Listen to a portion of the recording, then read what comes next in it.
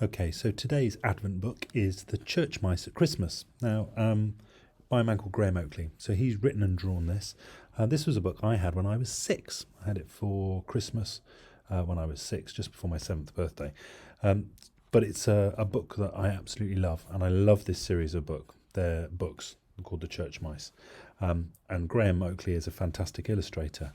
And you can see all these lovely characters. So the premise of the story is that there's a cat who lives in a church, and because the cat has heard so many religious stories about being nice and being good to others, he doesn't harm mice.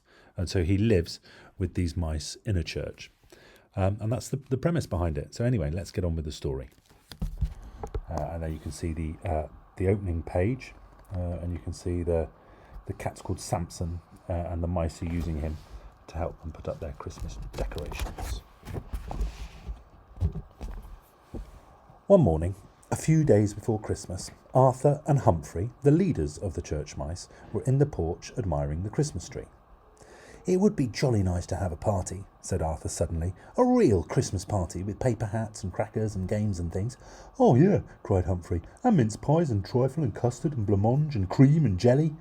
So it was all settled.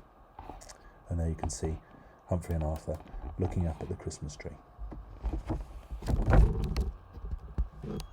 The first thing they had to do was to think of a way of earning some money, because parties can be expensive. That puzzled them, until Arthur happened to glance at the notice board. "That's it," he cried. "We'll have a raffle. We'll raffle something." They were just trying to think what that something could be, when Samson, the church cat, appeared. The mice looked at him, and then they looked at each other and smiled. They made quite sure they stood well out of Samson's reach when they told him they had decided to raffle him. But in the end they managed to convince him they were doing him a favour really, because whoever won him would certainly be a cat lover and treat him with great respect and take him to a lovely home and give him an enormous dinner, and anyway he could come back to the vestry as soon as he liked. So they went ahead with the raffle at once. And you can see there they've made the raffle poster. Raffle in aid of vestry party. Prize, 1 ginger cat. Pink ribbon not included, but offers considered. Tickets 10p. Draw to be held in Church Hall at 3 o'clock on the 23rd of December. And you can see the mice there selling tickets. And soon the day of the draw arrived. Oh dear, doesn't look like they sold many tickets. It went very well, and everything happened exactly as Arthur and Humphrey had predicted. And those are the two people that have won it. Do they look friendly? I'm not sure. Well, perhaps not exactly. But Samson was fairly philosophical about it. After all, he said to himself as he slunk back to the vestry an hour later, any cat that's stupid enough to take a vow never to harm mice deserves what he gets. And that's what he gets. A very, very small fish to eat, a cockroach on the plate, and a dirty water bowl. When he arrived, the mice were still discussing how best to spend the raffle money. Later that evening, however, the raffle winners discovered that their prize had run away, but they weren't too worried because they knew where they would find him roughly. And Humphrey showed them precisely. He said he was sorry that the prize hadn't given satisfaction, and although he couldn't, under any circumstances, refund their ticket money, he was able to offer them the vestry dustpan instead, which was much better value than a mere cat, even if the handle were missing. But the couple preferred Samson. They tried to wheedle him out with winning smiles and honeyed words, but Samson wouldn't be wheedled. So eventually, despite what Humphrey had said about not giving refunds, they took their money and went home.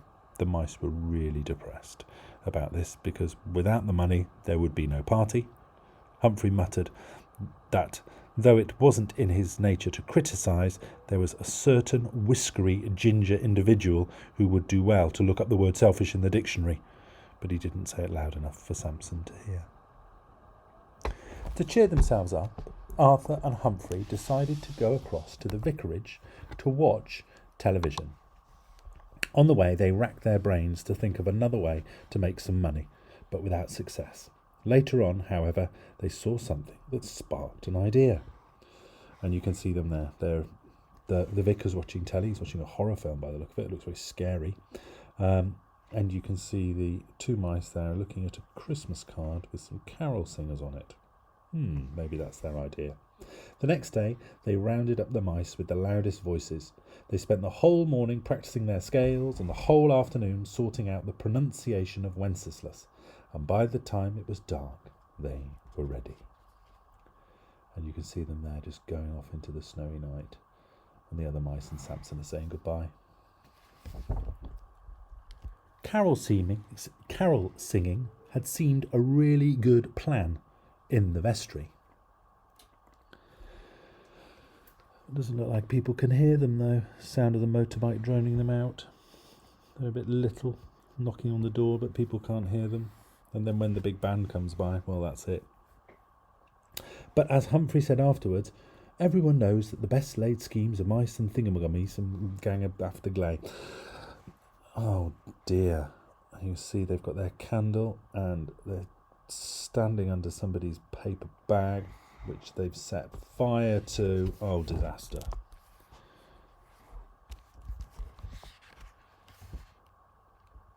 And the policeman's coming along.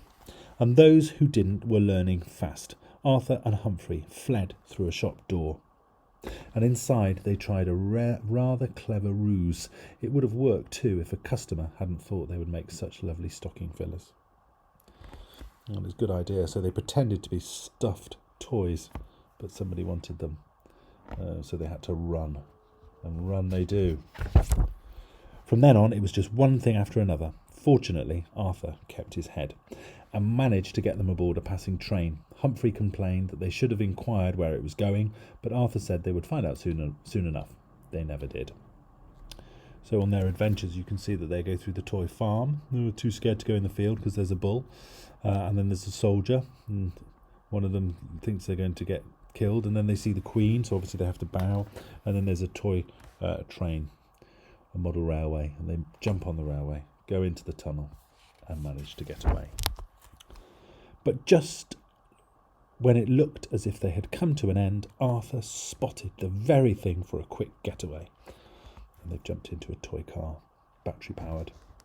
Although it turned out to be a pretty close thing, once outside, the mice all met up again and managed to slip away into the crowd.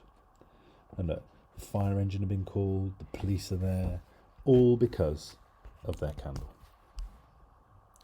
The journey back to the vestry was dreadful. Everyone was gloomy because of the failure of the expedition, and it didn't help matters to have to listen to Humphrey explaining his new theory about how Christmas Day should change places with August Bank Holiday so that people wouldn't have to tramp through snow to do their Christmas shopping. It took ages for them to get their wind back, but once they had, Arthur announced that since they hadn't made a single penny out of the carol singing, there wouldn't be a party after all. At this, the mice looked so miserable that Arthur, after a few moments, thought... told them they should cheer up because he still had a very pleasant surprise in store for them.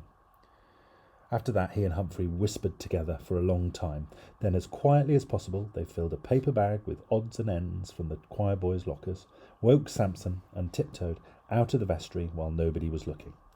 Outside, Arthur assured them that they would find whatever else they needed in the parson's garden shed. And there we are. So this is their plan. Arthur and Humphrey have dressed up as Father Christmas, and they've made Samson into a reindeer.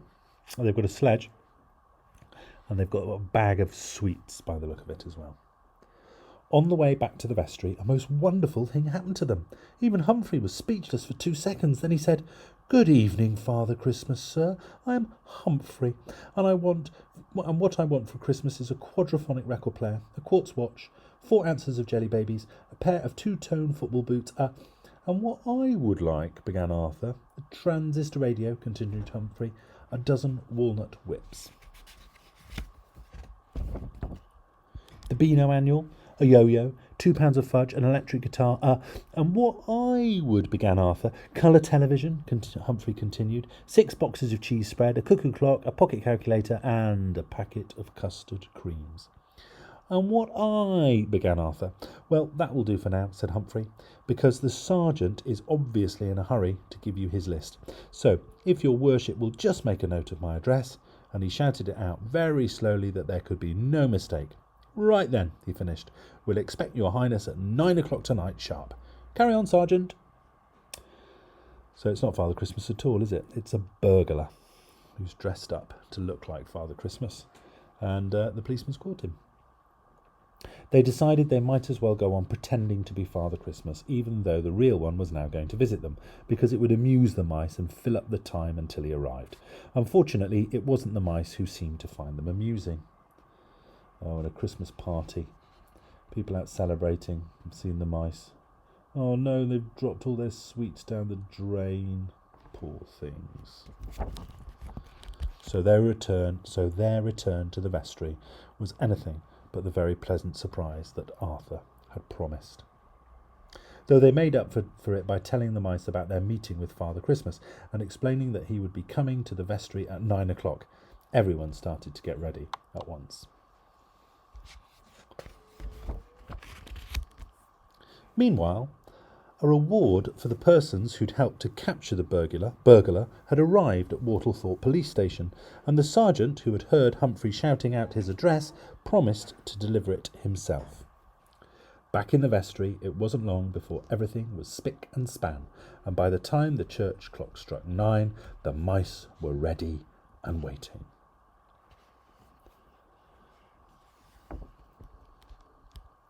At the same moment, in Wortlethorpe police station, the sergeant was struck with a brilliant idea. If great detectives can wear disguises to catch villains, he thought to himself, why can't I?